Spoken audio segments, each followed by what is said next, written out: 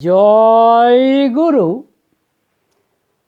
হ্যাঁ, আজকে আমি নেতাজি সুভাষচন্দ্র বোসের মতো এরকম গ্রেট সোল, মহান আত্মা কী করে সৃষ্টি হওয়া সম্ভব সেই সম্পর্কে একটু আলোকপাত করার চেষ্টা করব। আমরা জানি যে প্রতি বছরের 23শে জানুয়ারি নেতাজির জন্মদিন হিসেবে আমরা এটাকে সেলিব্রেট করি এবং এই দিনে নেতাজি সম্পর্কে অনেক কথা আমরা বলে থাকি। বিশেষ করে ভারতের স্বাধীনতা লাভের জন্য তার যে কন্ট্রিবিউশন, তার যে অবদান, সেগুলি আমরা আলোচনা করি। শুধু তাই নয়, মানুষ হিসেবে তিনি কত উচ্চ মানের ছিলেন, মানবিক গুণ তার কতখানি ছিল, সে সম্পর্কেও আমরা আলোচনা করে থাকি। কিন্তু আমি আজকে সেসব ব্যাপারে কোনো আলোচনা করব না। নেতাজি সুভাষচন্দ্র বসু যে দলটি করেছিলেন, রাজনৈতিক দল, তার নাম ছিল ফরওয়ার্ড ব্লক। বরং আজকে আমি একটু ব্যাকওয়ার্ড স্টেপ নেব, অর্থাৎ নেতাজি সুভাষচন্দ্র বোস সৃষ্টি হলো কী করে, আমি সেইটা বলার চেষ্টা করব। ব্যাকওয়ার্ড কথাটা ব্যবস্থা জাস্ট রসিকতা করে বলছি, নাথিং মোর নাথিং লেস। তো কী করে সৃষ্টি হলো? এখন এই যে সুমহান আত্মাদের সৃষ্টি, এটা কি নেহাতি একটা কাকতালীয় ব্যাপার, নাকি এর পিছনে একটি সুস্পষ্ট বিজ্ঞান রয়েছে? এটাই বলতে পারেন আলোচ্য বিষয়। আছে যেটি বলেছেন শ্রী শ্রী ঠাকুর অনুকূলচন্দ্র। তিনি বলছেন যে ভালো আত্মাকে নিয়ে আসতে গেলে, সুমহান আত্মাকে নিয়ে আসতে গেলে, অর্থাৎ সোজা কথায় ভালো মানুষ তৈরি করতে গেলে প্রথমেই দরকার সুবিবাহ। অর্থাৎ ফার্স্ট স্টেপটা হচ্ছে সুবিবাহ। সুবিবাহ কীরকম না, তিনি বলছেন যে যে বর হবে তাকে নির্বাচন করবে কনে, এবং এই বর কথাটাই এসছে যিনি বরণীয়, সব দিক থেকে বরণীয় হবেন কনের কাছে। আর তা কেন বরণীয় হবেন? কারণ বরণীয় হলে বরের প্রতি কনের শ্রদ্ধা থাকবে। আর এই শ্রদ্ধাটাই হচ্ছে সুমহান আত্মাদেরকে সৃষ্টি করা, সুমহান আত্মাদেরকে নিয়ে আসার এক এবং একমাত্র বলতে পারেন ফ্যাক্টর বা কারণ। এখন বরকে যদি বরণীয় হতে হয় তাহলে তার কতগুলি কোয়ালিটি লাগবে, তার কতগুলি গুণ লাগবে। গুণগুলি কীরকম? এক নম্বর হচ্ছে যে সে বর্ণের দিক থেকে কনের অন্তত সমান কিনা, সমান হলেই ভালো হয়, সবর্ণের যেটাকে আমরা বলি হলে ভালো হয়। এখন অনেকেই বলবেন বর্ণ কথাটা কীরকম কথা? বর্ণ আমার কথা নয়, বর্ণ হচ্ছে ভগবান শ্রীকৃষ্ণ কথাটি ব্যবহার করেছেন। ভগবদ গীতায় 4th অধ্যায়ের 13 নম্বর শ্লোকে ভগবান শ্রীকৃষ্ণ বলছেন, চাতুর্বর্ণম ময়া সৃষ্টম গুণকর্ম বিভাগসহ। অর্থাৎ গুণ এবং কর্মের ভিত্তিতে আমি 4টে বর্ণের সৃষ্টি করেছি। অর্জুনকে তিনি বলছেন 4টে বর্ণ কি? বিপ্র, ক্ষত্রিয়, বৈশ্য এবং শূদ্র। এখন আপনারা অনেকেই বলতে পারেন এসব সেকেলের কথা। ঠিক আছে, আপনি নাম বর্ণ না দিতে পারেন, অন্য একটা নাম দিন, কিন্তু সত্য তাই বলে মিথ্যা হয়ে যায় না। যেরকম তাহলে বর্ণ কী জিনিস? বর্ণ শ্রী শ্রী ঠাকুর অনুকূলচন্দ্রের কথায় বলছেন grouping of varieties having similar instinct, অর্থাৎ প্রায় একই রকমের সংস্কারযুক্ত মানুষদেরকে নিয়ে বা মানুষের ভ্যারাইটিকে নিয়ে গ্রুপ তৈরি করা, অর্থাৎ শ্রেণীবিন্যাস করা। ধরুন মানুষের সমাজে কত মানুষ রয়েছে, কিন্তু দেখবেন মোটামুটি মানুষের মধ্যে 4 ধরনের সংস্কার দেখা যায়। সেই অনুযায়ী 4টে বর্ণে ভাগ করা হয়েছে। এটাকে আপনি যে কোনো নাম দিতে পারেন। হ্যাঁ, বিপ্র। এখনকার দিনে সেটাকে কিভাবে নিচ্ছে? এখন তথাকথিত আধুনিক যুগ, তারা বলছে সে বর্ণের প্রয়োজন নেই, কিন্তু তারাও কিন্তু মানুষের ন্যাকটা দেখছে। ন্যাক বলতে মানুষের কোন দিকে ঝোঁক। তাহলে ঝোঁকের ব্যাপারটা নিঃসন্দেহে জেনেটিক, নিঃসন্দেহে জিনের মধ্যে রয়েছে, নিঃসন্দেহে এটা ক্রোমোজোমের মধ্যে রয়েছে। এটাকে তো অস্বীকার করতে পারবো না, কারণ প্রত্যেক মানুষই জন্মের পরে তার কিছু বিশিষ্টতা দেখা যায়। এই বিশিষ্টতাগুলোকে যদি আমরা গ্রুপিং করি তাহলে দেখব 4 রকমের বিশিষ্টতা আছে। সেই অনুযায়ী বিপ্র, ক্ষত্রিয়, বৈশ্য, শূদ্র বর্ণনা করা হয়েছে। যেমন আমের মধ্যে আমরা 4 রকমের মানে যদি বলি 4 রকমের ভ্যারাইটি, ফজলি, গোলাপ খাস, ল্যাংড়া, আলফানসো ইত্যাদি। সবাই তো আম, কিন্তু আমের মধ্যে কিছু বিশিষ্টতা রয়েছে। এই বিশিষ্টতার পরিপ্রেক্ষিতে বা নিরিখে আমরা 4টে বা আরও বেশি ভাগে ভাগ করেছি। তখন প্রকৃতিতেই তো এটা রয়েছে। যারা ভগবান বিশ্বাস করেন না, ঠিক আছে, প্রকৃতি সৃষ্টিটা অস্বীকার করার কোনো জায়গা নেই। তবে এটা কোনো ক্রমেই মানে মনুষ্য সৃষ্ট নয়, মানুষের তৈরি নয়। তাহলে বর্ণের দিক থেকে দেখতে হবে, অর্থাৎ একটি বিপ্রবর্ণের কোণে বিপ্রবর্ণের বরকেই বিয়ে করবে, তেমনি একটা ক্ষত্রিয়বর্ণের বিয়ে ক্ষত্রিয়বর্ণের কোণে ক্ষত্রিয়বর্ণের বরকেই বিয়ে করবে, এরকমটা। তা এবং শুধু এটা তো বর্ণের দিক থেকে হলো। এবার বংশ, বংশ মানে যে দেখতে হবে সেই বংশ উচ্চ বংশ কিনা। উচ্চ বংশ বলতে তুমি মিন করে সেই বংশে কোনো মানে প্রতিলোম বিবাহ হয়নি তো, অর্থাৎ সঠিক ঠিক ঠিক বিবাহ হয়েছে তো, এইটা একটি নির্ভর করে। হ্যাঁ, এবং তারপর হচ্ছে বিদ্যা, বুদ্ধি, চরিত্র, ব্যবহার, চলন, অভ্যাস, এগুলোকেও দেখতে হবে। তো দেখা যাক এই ঘটনাগুলি নেতাজি সুভাষচন্দ্র বসুর বাবা মার ক্ষেত্রে কিভাবে সংঘটিত হয়েছিল। এখন নেতাজির ক্ষেত্রে দেখা, নেতাজির বাবার নাম হচ্ছেন জানকীনাথ বসু, এবং আপনারা সবাই জানেন তার মায়ের নাম প্রভাবতী দেবী। এখন প্রভাবতী দেবীর ছিলেন, তার বাবা হচ্ছেন গঙ্গানারায়ণ দত্ত, তিনি ছিলেন মৌলিক কাস্ত, আর জানকীনাথ বসু ছিলেন কুলীন কাস্ত, যদিও দুজনেই কিন্তু ক্ষত্রিয় বর্ণের। তো একই বর্ণের মধ্যে বিবাহ হয়েছে, সুতরাং এটা এদিক থেকে সঠিক বিবাহই হয়েছে। দ্বিতীয়ত দেখুন, বংশের দিক থেকে যদি আমরা দেখি, তাহলে জানকীনাথ বসুর বংশ অত্যন্ত সুমহান বংশ। কারণ জানকীনাথ বসুর বাবা হরনাথ বসু যদিও দরিদ্র ছিলেন, কিন্তু অত্যন্ত সৎ প্রকৃতির মানুষ ছিলেন। আর এই হরনাথ বসুর বাবা যিনি ছিলেন গোপীনাথ বোস, যিনি মানে জনপ্রিয় ছিলেন পুরন্দর বোস খাঁ নামে, এই নামটি দিয়েছিলেন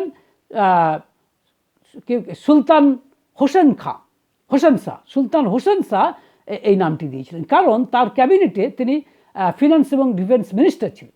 তার বাবা ছিলেন ঈশান বোস, ঈশান বোস, যাকে তারও একটি নাম ছিল, এবং তিনিও ছিলেন ফিনান্স এবং ডিফেন্স মিনিস্টার। তার বাবা মহিপতি বোস, তিনি গৌড়ের যে নবাব, তার আন্ডারে ফিনান্স এবং ডিফেন্স মিনিস্টার ছিলেন। কেন? কারণ এই কাজগুলি, এই গুণ এবং কর্মগুলি তার বর্ণের সঙ্গে পুরোপুরি মিশ খেয়ে যায়। কারণ তারা বর্ণের দিক থেকে ছিল ক্ষত্রিয়, আর ক্ষত্রিয়ের কাজই হচ্ছে দেশ রক্ষা করা। ক্ষত্রিয়ের কাজ হচ্ছে অ্যাডমিনিস্ট্রেটিভ কাজ, অর্থাৎ যেটাকে বলে আমরা অ্যাডমিনিস্ট্রেটিভ কাজ, প্রশাসনিক কাজ করবে ক্ষত্রিয় বর্ণের লোকেরা, কারণ এটা তার জিনের মধ্যে রয়েছে। এটা তার মানে বলতে পারেন ইনস্টিংক্ট, বলতে পারেন সহজাত সংস্কার এটা। তো সেটাই ছিল তাদের উচ্চ বংশ। এবং আমরা আরও লক্ষ্য করে দেখছি, জানকীনাথ বসু যদিও দরিদ্র, কিন্তু প্রথম জীবনে তিনি ওই জয়নগর, অর্থাৎ যেটা দক্ষিণ 24 পরগনা জয়নগর এরিয়া, সেইখানকার একটি স্কুলের হেডমাস্টার মশাই ছিলেন। প্রভাবতী দেবীর বাবা গঙ্গানারায়ণ দত্ত, তিনিও কিন্তু অত্যন্ত উচ্চশিক্ষিত মানুষ ছিলেন এবং একজন ব্রিটিশ কোম্পানির একটা বড় অফিসিয়াল ছিলেন। তিনি প্রথমেই জানকীনাথ বসুকে পরীক্ষা করলেন, দেখতে চাইলেন এই ছেলেটি কেমন। দেখলেন দরিদ্র হতে পারে, কিন্তু এর সাধারণ জ্ঞান অত্যন্ত প্রখর, এবং ছেলেটি অত্যন্ত অনেস্ট, সৎ প্রকৃতির ছেলে। সেই জন্যই তিনি তার মেয়ের সাথে বিয়ে দিলেন। এবং স্বামী স্ত্রীর বয়সের ডিফারেন্স অন্তত 11 থেকে 12 বছর। প্রভাবতী দেবী জানকীনাথ বসুর চেয়ে 11 থেকে 12 বছর কম ছিলেন। এখন এই সবগুলি কেন? বর্ণ বলুন, বংশ বলুন, বিদ্যা বলুন, চরিত্র বলুন, ব্যবহার বলুন, বয়স বলুন, এই সবগুলি একটাই কারণে, যেটা হচ্ছে কনের যাতে শ্রদ্ধা আসে বরের প্রতি, বরকে যেন সে শ্রদ্ধা ভরে বরণ করতে পারে, এই জন্য সে বরণীয় যেন হয়। সব দিক থেকে জানকীনাথ বসু প্রভাবতী দেবীর কাছে বরণীয় ছিলেন, ফলত এরকম সন্তান হয়েছে। এবার সন্তানটা হয়েছে কী করে, তার বিজ্ঞানটা কি, এটি শ্রী ঠাকুর অনুকূলচন্দ্র যেভাবে বলেছেন এবং আমি যেভাবে বুঝেছি, যেভাবে আমি বুঝেছি সামান্য বুদ্ধিতে, সেটা আমি বলতে চাই। তিনি বলছেন যে যখন স্বামী স্ত্রীর মধ্যে সহবাস হবে, সেই সহবাসের সময় স্ত্রী যে একটা স্বামীকে একটা স্টিমুলাস বা একটা ইম্পালস দেয়, একটি উদ্দীপনা দেয়। সেই উদ্দীপনা কীরকম দেবে?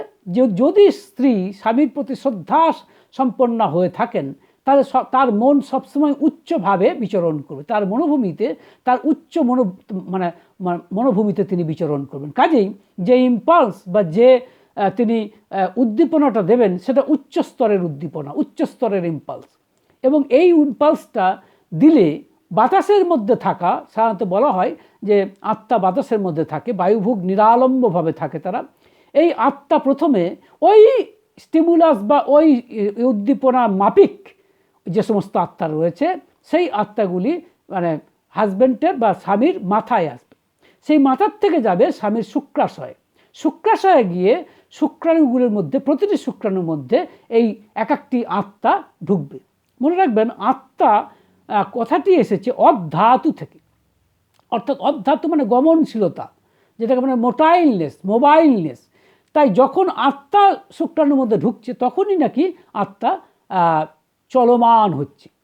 এগুলো সবই কিন্তু শ্রী ঠাকুর অনুকূলচন্দ্রের কথা। আপনি মেনে নেবেন না নেবেন সেটা আপনাদের বক্তব্য বা আমাদের বক্তব্য, কিন্তু কথাটা এরকম। যাই চলমান যখন হচ্ছে শুক্রাণু, এই শুক্রাণুগুলো প্রতিটি শুক্রাণু হচ্ছে এক একটা আত্মা, প্রায় সমান বা কাছাকাছি রেঞ্জের। এবং মায়ের যে ওভাম বা মায়ের যে ডিম্বাণু আপনারা জানেন মাত্র একটি। ওই মায়ের একটি ডিম্বাণু কিন্তু মায়ের চিন্তা ভাবনারই সাথে সম্পৃক্ত থাকে। তাই মায়ের ভাবনার সাথে সম্পৃক্তযুক্ত যে ওভাম বা ডিম্বাণু, তার সাথে কোন শুক্রাণু, কয়েক লাখ শুক্রাণুর মধ্যে কোন শুক্রাণুটি নিষিক্ত হবে সেটাও ঠাকুর বলছেন যে শুক্রাণুর মধ্যে ওই ডিম্বাণুর সঙ্গে যে টিউনিং সেটা যেটা একদম পারফেক্ট হবে সেই শুক্রাণুটি এই ডিম্বাণুকে নিষিক্ত করবে। এটা শ্রী ঠাকুর অনুকূলচন্দ্র বলছেন। এবং কারণ এখনও পর্যন্ত কিন্তু বিজ্ঞান বলে উঠতে পারেনি যে কোন শুক্রাণু ডিম্বাণুকে নিষিক্ত করবে।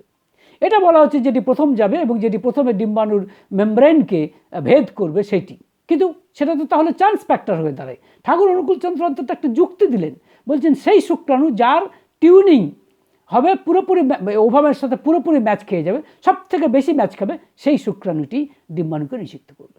এবং এই যে তৈরি হলো জাইগোট, এটাই তো সন্তান।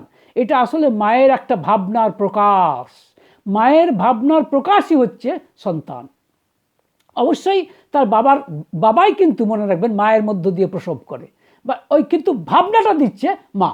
সুতরাং একটি সন্তান সৃষ্টিতে মায়ের আপেক্ষিক ভূমিকা বাবার চেয়ে কিন্তু অনেক অনেক বেশি। কিন্তু আপেক্ষিক ভূমিকা হলেও এটা বুঝতে হবে যে মা কীরকম ইম্পালস দেবে সেটা অনেকখানি নির্ভর করে তার স্ত্রী, তার হাজব্যান্ডের, তার স্বামীর প্রতি তার কতখানি শ্রদ্ধা রয়েছে। তো শ্রদ্ধার ফসল শুধু নেতাজি সুভাষচন্দ্র বোস নয়, তার অন্যান্য ভাই বোনগুলোও এই শ্রদ্ধার প্রকাশ। প্রত্যেকটি সন্তানই হয়েছে যাকে বলে প্রত্যেকেই মানে অত্যন্ত উচ্চ মানের উৎসু আত্মা তারা।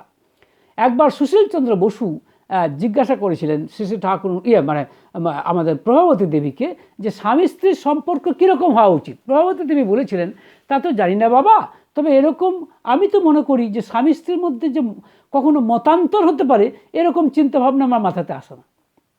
এখন অনেকে বলতে পারেন যে এটা একটা আবেগের প্রকাশ। না, এটা আবেগ নয়। প্রভাবতী দেবী কিন্তু অত্যন্ত যুক্তিসম্পন্ন মহিলা ছিলেন। কারণ যখন নেতাজি সুভাষচন্দ্র বোস তার এলগিন রোডের বাড়ি থেকে অন্তরীণ হন, তখন কিন্তু সিআইডি অফিসিয়ালরা ঘিরে ফেলেছিল বাড়িটাকে, এবং যিনি উচ্চতম অফিসিয়াল ছিলেন তিনি এই প্রভাবতী দেবীকে জিজ্ঞাসা করেছিলেন যে আমরা জানি যে নেতাজি আপনার ছেলে আপনার খুব মাতৃভক্ত, সে যাই করুক যেখানেই যাক মাকে জিজ্ঞাসা না করে মায়ের মত ছাড়া কোনো কাজ করে না, তাই আমরা জানি যে সে কোথায় গেছে আপনি নিশ্চয়ই জানেন, আপনি যদি দয়া করে সেই তথ্য আমাদের দেন। এটি শুনে প্রভাবতী দেবী বলেছিলেন, তার আগে আপনারা আমাকে একটা প্রশ্নের উত্তর দিন। আপনারা আপনাদের গোয়েন্দা দিয়ে বা পুলিশ দিয়ে যেভাবে আমার এই বাড়িটাকে ঘিরে ফেলেছেন, তাতে এই বাড়ির একটা কাকেরও ক্ষমতা নেই আপনাদের গোয়েন্দাদের চোখ ফাঁকি দিয়ে বেরিয়ে যায়। তাই আপনারা বলুন আমার ছেলেকে আপনারা কোথায় রেখেছেন। এই হচ্ছেন প্রভাবতী দেবী। ভাবের ঘোরে আবিষ্ট হওয়ার মতো মা নন তিনি, যথেষ্ট যুক্তি সাপেক্ষ তিনি, মানে যুক্তিযুক্ত এবং অত্যন্ত র্যাশনাল, যাকে বলে র্যাশনালিস্ট ছিলেন তিনি। যাই হোক, এবং আরেকটা কথা বলতেই হবে যে এরকম স্বামী স্ত্রী সাধারণত সদ্গুরুকে গ্রহণ করে থাকেন। যেমন প্রভাবতী দেবী 1919 সালে শ্রী ঠাকুর অনুকূলচন্দ্রের সাথে প্রথম সাক্ষাৎকার হয়েছিল 7 নম্বর ঈশ্বর বাইলেন বলে একটি কলকাতার একটি বাড়িতে। এবং যখনই তিনি শ্রী ঠাকুর অনুকূলচন্দ্রকে দেখলেন তখনই তিনি বুঝলেন যে ইনি ইষ্ট হওয়ার উপযুক্ত, ইনি হচ্ছেন আমার ইষ্ট। এবং তিনি শ্রী ঠাকুর অনুকূলচন্দ্রের সৎ মন্ত্রে দীক্ষা গ্রহণ করলেন। এবং শুধু তাই নয়, তার বলতে পারেন প্রভাবে প্রভাবিত হয়ে জানকীনাথ বসুও শ্রী শ্রী ঠাকুর অনুকূলচন্দ্রের সৎ নামে দীক্ষা গ্রহণ করেছেন। এবং তারা কিছুদিন পরে পুরীতে তার মানে হরনাথ লজে, অর্থাৎ মানে নেতাজির ঠাকুরদার নামে যে মানে বাড়িটি ছিল সেই বাড়িতে যাবার জন্য পুরীতে অনুরোধ করেছিলেন শ্রী শ্রী ঠাকুর অনুকূলচন্দ্রের মাকে, মাতা মনমোহিনী দেবীকে। এবং সেখানে শ্রী শ্রী ঠাকুর অনুকূলচন্দ্র, মাতা মনমোহিনী দেবী এবং অন্যান্য শিষ্যবর্গরা সেখানে 1 মাস বসবাস করেছিলেন এবং সমস্ত সেবা দান করেছেন এই প্রভাবতী দেবী এবং এই জানকীনাথ বসু। শুধু তাই নয়, একটি কথা বলতে বাধ্য, শেষ দিকে, একদম শেষ দিকে একজন তিনি প্রভাবতী দেবী একটি ফটো নিতে চেয়েছিলেন। যিনি নিতে চেয়েছিলেন, অন্তত বইতে সেরকম লেখা আছে, তিনি আপনার তদানীন্তন ডেপুটি স্পিকার ছিলেন বাংলার, তিনি আত্মীয় ছিলেন। তিনি যখন ফটো নিতে চেয়েছিলেন তখন প্রভাবতী দেবী বলেছিলেন, আমার ফটো তো বাবা আমার ঠাকুরের ফটো ছাড়া নিতে পারবে না। তখন ঠাকুরের একটি ফটোকে তিনি মাথার উপরে, অর্থাৎ শ্রী শ্রী ঠাকুর অনুকূলচন্দ্রের ফটোকে মাথার উপরে রেখে ফটো নিতে দিয়েছিলেন। তা দেখুন, মানে গুরুভক্তিটা তার শুধু সাময়িক ছিল না, মৃত্যু পর্যন্ত তার গুরুভক্তি ছিল অম্লান। এরকমই হওয়ার কথা, তা নাহলে এরকম সুসন্তান সাধারণত হওয়ার কথা নয়। সুতরাং এই সুসন্তান হবার বিজ্ঞান হচ্ছে এইটি। কাজেই এবং যেজন এবং নেতাজি সুভাষচন্দ্র বোস নিজে শ্রী শ্রী ঠাকুর অনুকূলচন্দ্রকে অন্তত 2 বার, হয়তো তার চেয়ে বেশি দেখা করেছিলেন এবং তার মতামতকে গ্রহণ করেছিলেন। এবং প্রথমবার তিনি যখন গেলেন তখন পাবনার হিমায়তপুরে, বর্তমান বাংলাদেশে, শ্রী শ্রী ঠাকুরের যে আশ্রম, সেই আশ্রমে যাওয়ার পরে প্রথমে শ্রী শ্রী ঠাকুর অনুকূলচন্দ্রকে তিনি ভক্তি ভরে, শ্রদ্ধা ভরে প্রণাম করলেন। শ্রী শ্রী ঠাকুর তাদের বাড়ির সবার কুশল নিলেন, তারপরে কথাবার্তা শুরু হলো এবং শ্রী নেতাজি সুভাষচন্দ্র বোস বললেন যে এই সমস্ত মানে আমি দেশের কাজ করতে চাই, তো কোথার থেকে আমি কাজ শুরু করব, অর্থাৎ আমার কাজের প্রায়োরিটি কি হবে। তখন শ্রী শ্রী ঠাকুর অনুকূলচন্দ্র বললেন, দেখুন, প্রথমেই করতে হবে মানুষ তৈরি প্রোগ্রাম, মানুষ তৈরির পরিকল্পনা। আর এর জন্য চাই বিবাহ সংস্কার, এর জন্য চাই কম্প্যাটেবল ম্যারেজ, অর্থাৎ সুসংগত বিবাহ। এবং সেই যেটি বললেন ঠাকুর, যে বর্ণ, বংশ, চরিত্র, চলন, চরিত্র, স্বাস্থ্য, আয়ু সমস্ত দেখতে হয় বরের, যাতে কনের তার প্রতি শ্রদ্ধা হয়। আর এই শ্রদ্ধার ফলে সন্তান হবে সুসন্তান, এটাকেই বলে সুসংগত বিবাহ। আর এর উল্টোটা হচ্ছে কুসংগত বিবাহ, ইংরেজিতে বলে ইনকম্প্যাটেবল ম্যারেজ। এর ফলে যে সন্তান হবে তারা সাধারণত কুসন্তান হওয়ার সম্ভাবনা, সুসন্তান হওয়ার কথা নয়। সুতরাং প্রথমেই মানুষ তৈরি করার প্রোগ্রাম নিতে হবে, আর এর জন্যই দরকার বিবাহ সংস্কার। নেতাজি সুভাষচন্দ্র বোস অবাক হয়ে গেলেন এই কথা শুনে বললেন, মানুষ তৈরির প্রোগ্রাম যে নিতে হবে ঠাকুর, এটা আমিও বুঝেছি এবং এটা সত্য। স্বামী বিবেকানন্দ এই প্রোগ্রামটি নিয়েছিলেন, কিন্তু তিনি শিক্ষার উপরে বেশি জোর দিয়েছিলেন। কিন্তু আপনার কথা শুনে এখন তো বুঝতে পারছি, সত্যিই তো ভালো গাছ পেতে গেলে প্রথমেই তো দরকার ভালো বীজ। ভালো বীজ না হলে শুধু মানে ভালো গাছ কী করে পাওয়া যাবে। সুতরাং সুসন্তান যদি না হয় তাহলে শুধু শিক্ষা এবং পরিবেশের দ্বারা তার কতটুকুই বা পরিবর্তন আনা যায়। নেতাজি সুভাষচন্দ্র বোস নিজে বলছেন, তবে পরে বলছেন, তবে কি জানেন ঠাকুর, এটা তো একটা অত্যন্ত সময় সাপেক্ষ ব্যাপার। ঠাকুর অনুকূলচন্দ্র বলছেন, নিশ্চয়ই সময় সাপেক্ষ তো বটেই, কিন্তু আমরা এত গলদ তৈরি করে ফেলেছি যে সেই গলদ তৈরি করতে গেলে, সেই গলদকে সাফ করতে গেলে সময় তো লাগবেই। তবে এছাড়া আর কোনো শর্টকাট প্রোগ্রাম দিয়ে কিছু সমস্যার সমাধান হওয়ার উপায় নেই। নেতাজি সুভাষচন্দ্র বোস ঠাকুরের এই কথাকে মেনে নিয়েছিলেন এবং তিনি ওই তদানীন্তন যে শিষ্যরা ছিলেন, শিষ্যবর্গ, তাদেরকে বলেছিলেন যে আপনারা শ্রী শ্রী ঠাকুর অনুকূলচন্দ্র যেভাবে আপনাদের পরিচালিত করছেন এই আশ্রমে, আপনারা তার কথা অনুযায়ী চলুন। আমি জানি এই পথই হচ্ছে সর্বশ্রেষ্ঠ পথ, ভারতকে এই পথই নিতে হবে। এই কথাগুলি একেবারে ডকুমেন্টেড আছে মানস তীর্থ পরিক্রমা বলে একটি বইতে, যেটি লিখেছেন সুশীল চন্দ্র বসু। তো একদম ডকুমেন্ট থেকে বলছি। আর শুধু নেতাজি সুভাষচন্দ্র শুধু ঠাকুরের কাছে গেছেন তা নয়, আরও অনেক রাজনৈতিক ব্যক্তিত্ব গেছেন, যেমন দেশবন্ধু চিত্তরঞ্জন দাস, মহাত্মা গান্ধী ঠাকুর অনুকূলচন্দ্রের কাছে গেছেন এবং ঠাকুর অনুকূলচন্দ্রের সাজেশন নিয়েছেন ভক্তির সাথে। দেশবন্ধু চিত্তরঞ্জন দাস যেমন ঠাকুরকে শুধু দেখা করছেন তাই নয়, ঠাকুরের সঙ্গে ছিলেন এবং ঠাকুরের সৎ নামে তিনি দীক্ষিত একজন ব্যক্তি এবং তিনি ঠাকুরের এই সমস্ত নীতিকে অত্যন্ত মানে মন প্রাণ দিয়ে আন্তরিকভাবে গ্রহণ করেছিলেন এবং এগুলিকে তিনি বাস্তবে রূপ দেওয়ার চেষ্টা করেছিলেন, কিন্তু তার আকস্মিক প্রয়াণে এটি সম্ভব হয়নি। যদিও তিনি ঠাকুর অনুকূলচন্দ্র সম্পর্কে তার ফিলিংস বা তার যে মানে অনুভব তা তিনি বলেছিলেন মহাত্মা গান্ধীকে।